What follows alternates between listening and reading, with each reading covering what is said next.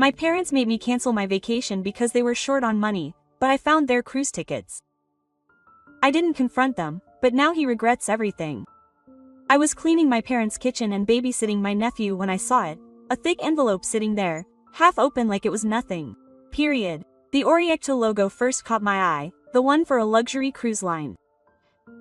The kind you only see in luxury travel ads. I frowned and pulled out the papers. It took me 3 seconds to realize what I was looking at. A complete itinerary. My parents, my brother, my sister, her husband, and even their kids. A week-long cruise paid for in full. Period. I felt my stomach drop. My hands clenched around the papers. My heart was pounding in my ears. This had to be a mistake. He couldn't afford a vacation. They told me months ago. I had to cancel my own vacation because money was tight. My best friends had been planning it for a year, 5 days at an all-inclusive resort. The first real break I'd taken in years. Period. I'd saved every penny, worked overtime, turned down parties just to afford it.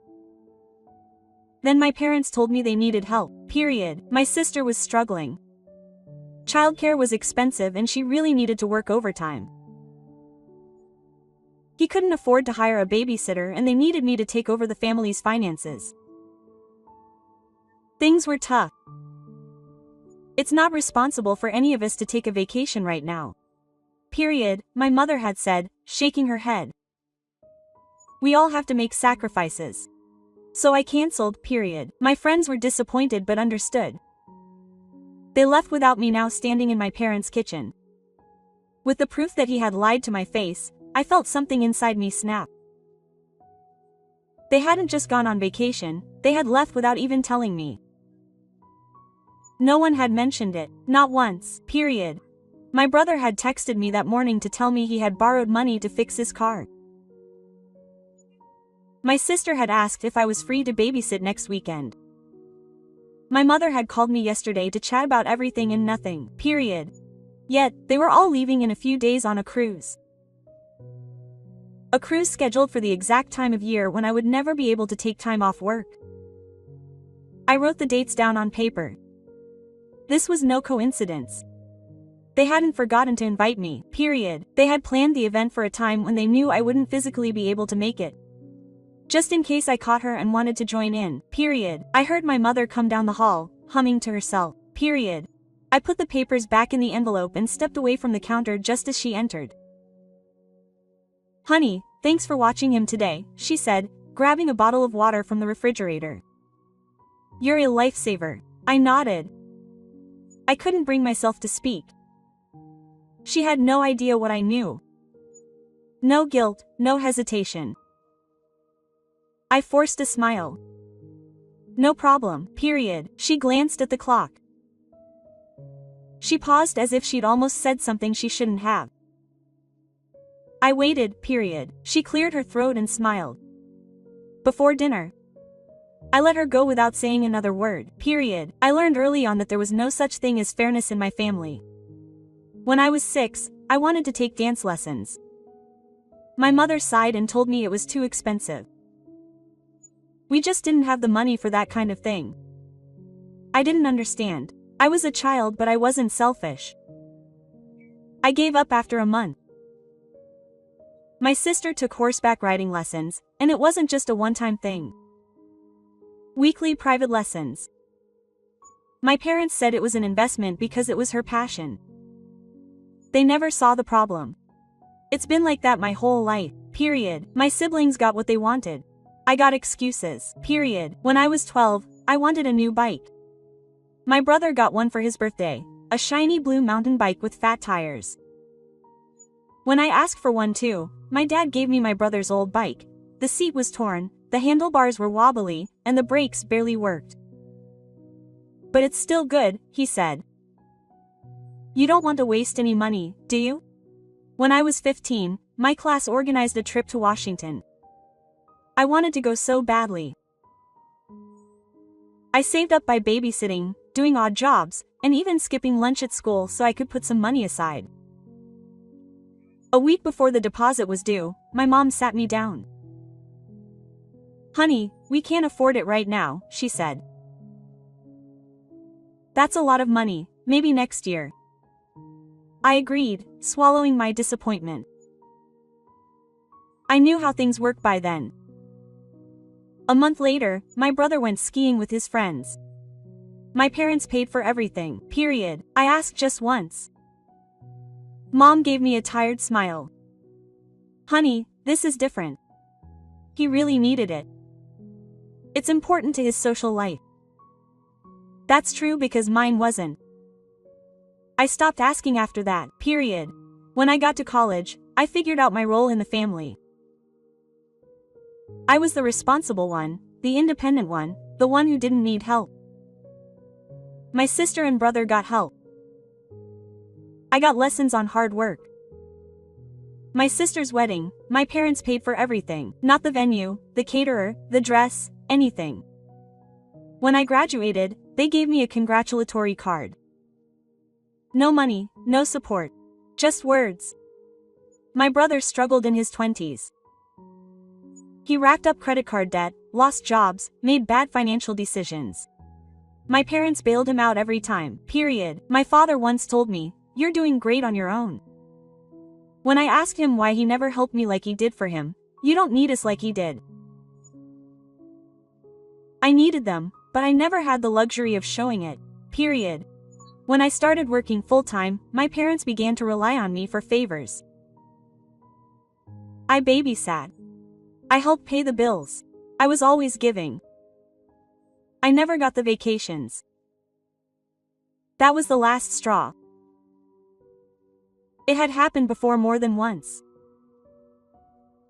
We'd make plans, discuss trips, throw around ideas until it was time to book. And then suddenly, something would happen, something. Money was tight. Someone needed help. My sister's kids were in school, my brother was working, or my parents had too many expenses that month. So we canceled, period, or so I thought. Now, looking at those cruise tickets, I realize the truth. They weren't canceling the vacation, they were canceling my vacation, period. Every time a trip included me, it would magically collapse. But when it was just money, it was never an issue, period. I thought about all the time I'd sacrificed for them, the trips I'd missed, the friends I'd let down, the years I'd spent putting them first, and I thought about how they'd gone behind my back, how they'd never even told me, how they'd planned everything so I wouldn't be able to go. Just in case I'll find out, I wasn't even worth an excuse this time. Period. That's when something changed inside me. I didn't say anything. I didn't confront them. I didn't make a scene. I just stopped. The first test came days later. My sister called me in a panic. "And can you babysit this weekend? Something happened at work and I really need babysitting." Normally, I would have said yes, I always have, period. I would have rearranged my plans, given up my free time, dropped everything to make her life easier. Instead, I said, "I can't." Quiet. "What?" "I can't." I repeated. "I'm busy." I could hear the confusion in her voice, "But you never have plans for the weekend." That stung more than I expected. She wasn't even trying to be polite, period. She just meant that I was always available. "Not anymore, sorry," I said, and hung up. The texting started an hour later. "Mom, your sister said you wouldn't be babysitting. Are you okay?" "Just busy." "Mom, busy with what?" I didn't respond. I left her in the dark. Period. My brother called and did a random favor. "Could you advance me $100? Until the day of peace?" I almost laughed. It was the same brother who had just come back from a trip I hadn't been invited on. The same brother my parents constantly helped while telling me that I was doing fine on my own, period. I said, "Sorry. Money is tight." Silence. "Oh really?" He sounded taken aback. I don't think I've ever turned him down before. "Yes," I said. "We all have to make sacrifices, don't we?" I could hear the confusion in his voice. He mumbled something about thinking about it and hanging up. Period. It didn't take them long to figure out something was wrong. Mom called me that night in a very soft voice. Honey, are you okay? You've been a little distant. I leaned back on my couch and stared at the ceiling. I'm fine. I'm concentrating on my work. Oh well, she took a break. You know, we've missed you this week. I almost choked. They missed me. The people who had done everything they could to keep me away. It's funny, I said. I didn't even know you were gone. Silence. I let it settle between us, heavy and sharp. She had no idea I knew. Anyway, I said in a light, casual voice. I hope you had a good time. I hung up before she could say anything else. Period. The cracks began to form quickly. My sister struggled without me. She had to start paying a babysitter. Suddenly, the extra care wasn't worth it anymore. My brother had to fend for himself on his own finances. Period. And it turns out that when you spend money hoping someone else will pick you up, reality hits hard when that person stops picking you up. Period. My parents weren't used to me being distant, not answering every call, not being there when they needed something. I didn't argue with them. I didn't call them back. I just wasn't there, and they didn't feel it. I knew exactly when they went from confusion to panic. Mom showed up at my apartment unannounced. She never showed up. I opened the door and saw her standing there holding a bag of homemade food like a peace offering. I thought I'd bring you dinner, she said, smiling too broadly. I didn't let her in. But I didn't feel the silence like before. I let her fidget, looking around my apartment like she was trying to find evidence that something was wrong with me. Finally, she sighed. Tell me what's going on. I blinked. Nothing's going on. Jess, she said, setting the bag down on the counter. You're different. You're not answering calls. You're avoiding your family. I'm not avoiding anyone, I said simply. I've just been busy, period. Her lips moved closer together. Are you mad at me? I met her gaze. I held it. I let the silence stretch. I wanted her to settle into it. Why would I be mad? I finally asked. Because I had to cancel my trip while you all went on a cruise without me. Her face fell as guilty. She opened her mouth and then closed it. Jess, it wasn't like that. Oh. I tilted my head. So, how is it? She hesitated. We didn't think you'd want to go and you're always so busy with work. We thought it would be interesting, I said evenly because you didn't even ask. Period. She swallowed hard. Honey, it wasn't personal. It was always HD. And her mouth dropped open but no words came out. I let her sit down for the first time in my life. I didn't let her get away with it, period. Let them sit there, shifting uncomfortably, looking for a way to turn the conversation in her favor. For once, I didn't let her. She had nothing to say that would change what had happened. She had no excuse to make the situation better. Point watched them do her usual tricks. Fake concern, guilt, minimizing the situation. None of them worked. I stopped playing along after a few seconds of silence. She started laughing. Oh Jess, don't be so dramatic. It was just a trip. Point smiled, but not the kind of smile she expected. You're right, I said. And now, I'm just the busy one. I've chosen to put my life first. Her jaw clenched. She wasn't used to being on this side of the conversation. She tried to keep the mood light as she left, but I could hear the care in her voice, the uncertainty. She couldn't figure out what was going on. Point J wasn't arguing with me. I wasn't making a scene. I was just done, period. She must have called my dad on the way home because the next day, he showed up at my job. I saw him through the glass doors of my office outside, hands in his pockets, waiting. How she'd never respected my boundaries. So why would he start now? I walked out but didn't stop. I kept walking toward my car. Jess called, hurrying after me. Come on, don't be like that, period. I unlocked my door. What do you mean? You're being unreasonable.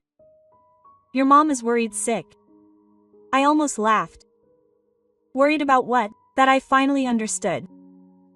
She told me you thought we left you out on purpose, he continued. That's ridiculous. It's true. I turned to him, leaning against my car. You knew I couldn't take time off work. You planned it at that exact moment. It wasn't an accident. He scoffed. So what? Were we supposed to plan our whole lives around you? Just don't lie to me. That floored him for a second. He exhaled through his nose and shook his head. Look, we didn't tell you because we knew you'd overreact. I smiled. So the solution was to prove myself right. He shifted his position, crossing his arms. You're making this a bigger deal than it is. You've always been so independent. We figured you wouldn't worry about this kind of thing. That part stung.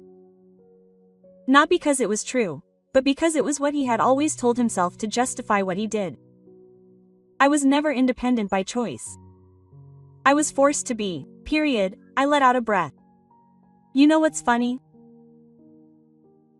When you needed me, when you needed money or babysitting or a favor, you never thought I was too independent. His face darkened. Jess? No, I said abruptly. You have no right to spin this. You have no right to stand here and act like it's my fault. You've needed me your whole life. I needed you once and you lied to me. I opened my car door. He stepped forward as if to stop me, but something in my face must have dissuaded him. I got in and closed the door. I didn't look back, period, but I wasn't done yet. I knew how he worked. If I didn't explain things clearly, they would tell themselves the version of reality that suited them best. So I made sure there was only one version, period, and went home. I blocked my sister's number, then my brother's, then my parents'. Then I did something I should have done a long time ago. I left the family group chat, period. It was instantaneous. Less than a minute later, my mother called my work phone. I ignored it. Then an email popped up, period, subject, what are you doing? What are you doing, body? Jess, this is Pearl. I don't know what you think you're accomplishing, but we're still your family, remembered Demo. I erased him. He wasn't my family anymore. They had made that choice a long time ago. I was making mine. I really didn't expect how quickly things would fall apart without me. At first, they tried to pretend like nothing had changed, period. Maybe they thought I just needed some time to cool off, that I'd go back to how I always had, that I'd eventually feel guilty enough to pick up the phone, answer a text, resume the role I'd played for years, period. But this time, I didn't. And without me, everything started to fall apart, period. At first it happened gradually. Little things. My sister, unable to find a babysitter, started missing hours of work. Her absences turned into warnings. Warnings turned into fewer hours of work. Since she was earning only half of what she used to, my brother, whose finances had always been a disaster, had no one to turn to for help. The money I had lent him in the past had never been repaid. And now that I was gone, he had no safety nets. She had always thought that our parents would bail her out if I wasn't there. But they were drowning too. The fact is, they had always depended on me, more than he thought. I had never given them money, but I had paid bills when they were short of money. I had helped with groceries. I had paid for things here and there just to help them out, period. I had fixed the problems before they even became problems by patching up the cracks in a sinking ship. And now that I was gone, the ship was sinking fast. Not a week after cutting ties, my mother called my work phone. I let it go to voicemail. "Honey, I know you're upset, but things are really tough right now. Your sister's struggling. Your brother's going through a rough patch. We just need a little help getting through this. Call me back, okay?" I didn't call back. The next day, another voicemail. This time, she sounded more tense. "Jess, I don't understand what you're trying to say. We're a family. You're making this harder than it has to be. I know you don't want to see us suffer, so I ignored it, period." Then the real panic began. A call from an unknown number. Then another, and another. Finally, I answered, already exhausted. "Hello?" A sharp breath. Then my sister's voice. "Are you really going to let Mom and Dad lose the house?" I blinked. "They're behind on their mortgage," she snapped. "He had Brandon and me covered when we needed help. And now they're screwed. They're literally weeks away from losing everything." Jess.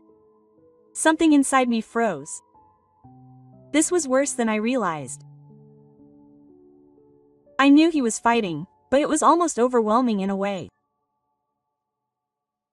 They'd gone on a luxury vacation just a few months ago, and I felt guilty canceling my trip to support the family.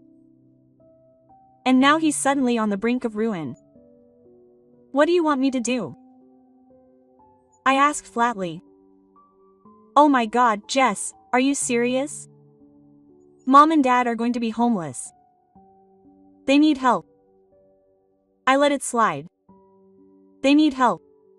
Just like I needed help growing up. Just like I needed support when I was in college. Worked multiple jobs. Took care of me while he threw money at you and Brandon, period. He was never there for me. But now that they were down and out, I was supposed to save them. Jess, and she's my sister again. We're talking about Mom and Dad's house, the house we grew up in. You can't just, I interrupted. If I lost my job as a handyman, if I couldn't pay my rent, if I called and begged for help, would you take me in? Silence. A long, cold, telling silence. Jess, she said more quietly now. It's not. It's the same thing, I said. And you know it. Another pause and then anger. You're so vindictive, she said. We're supposed to be a family. We were supposed to be a family when you all went on vacation and left me behind. It's not the same. Goodbye, Lisa. I hung up, and this time I felt nothing. No guilt, no second guessing. They had made their choice. Now they were living with each other. A few days later, my mother showed up at my apartment. I wasn't even surprised. I opened the door and found her standing there, her face pale, her eyes red as if she had been crying. She didn't even try to pretend this time. Jess. She whispered, we have nowhere to go, period. I let those words settle between us. She meant it. They had exhausted every option, burned every lifeline. I was their last resort, Pointet. I knew in that moment that if I let them back in, if I helped them now after all, he would never stop. He would never change and I would never be free. Period. I inhaled slowly as I gripped the doorframe. I'm sorry, I said, but I can't help you. Period. His lips trembled. Please, if it were me standing here, I said softly, would you let me in? Tears streamed down his cheeks. You are our daughter, period. I gave in and I was your daughter when you chose to shut me out. I stepped back and closed the door. I stood there listening, waiting. I heard him cry. I heard him plead once more and finally I heard him leave. Period. I exhaled, feeling something drop from my chest. It was over. Was it wrong not to help him? Let us know your thoughts in the comments.